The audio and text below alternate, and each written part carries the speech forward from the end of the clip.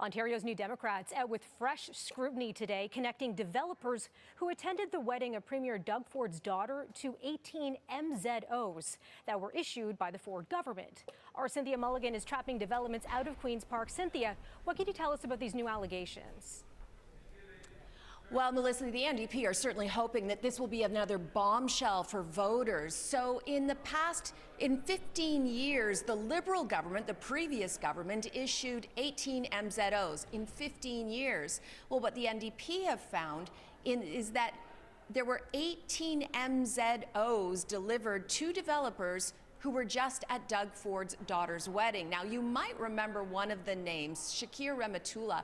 He is the developer that is linked to that controversial trip to Vegas that ended with a Ford minister resigning. He claims he has done nothing wrong, but there were a lot of murky evidence given to the integrity commissioner around that trip, and it turns out that maybe false evidence, or certainly evidence that could have been termed as misleading, was given. So that minister has resigned. So that was Shakir Rematula, and apparently, according to the NDP, he was sitting at table number 12 at Doug Ford's daughter's wedding. There were other developers listed as well, but certainly it does seem like a lot of MZOs compared to the previous Liberal government. So I asked NDP leader Merritt Stiles today, should the RCMP, who's already conducting an investigation, should they be looking into this as well? I think the RCMP must be looking very carefully at this, and I imagine they're also looking and waiting for these FOI documents. And what I see over and over again is a government whose corruption crisis has put us behind by years in terms of building housing, and questions about why the government continues to try to hide so many details, so many documents of the Greenbelt, the urban boundary expansions, and now the MZOs. I think the RCMP will definitely, I would assume, would be looking very carefully at this.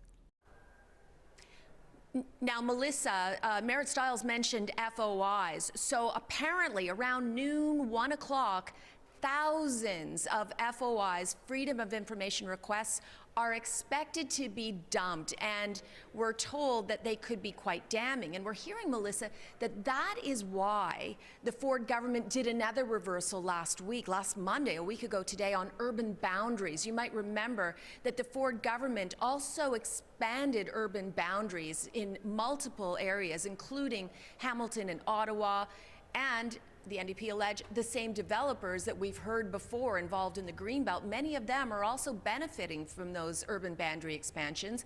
Now, Paul Calandra, who's the new housing minister, he said that he didn't think that the process done around those were fair, but what the talk is here at Queen's Park is the Ford government's scared about what's in those FOIs, and they're trying to get ahead of that scandal. I wonder, Cynthia, have you heard anything from the Ford government when it comes to these MZOs? Well, not really. I mean, up until now, Calandra in the legislature always said, well, we need MZOs. Like right now, there's one on my desk, an MZO for the expansion of the hospital for sick children. So he's been playing defense up until last Monday, when he sort of quietly went, yeah, you know, maybe they're not up to par. So since then, we just know they're tiptoeing gingerly about this, because they probably don't know what are in many of these MZOs, or in the FOI dump as well. So it's going to be a very interesting afternoon here at Queen's Park. Yeah, so we're hearing from the NDP. They're not only making these claims that connects these guests from the Ford daughter's wedding, it also points out where they were sitting at the whole ceremony. So some very detailed info coming from them. I wonder, as a reporter at Queen's Park, when an FOI dump comes like this, what does it mean for your day? Oh, well, we're talking about 7,000 pages, Melissa. Wow. So it's going to be a crazy day. And quite frankly, you know, you're going to skim through it as much as you can.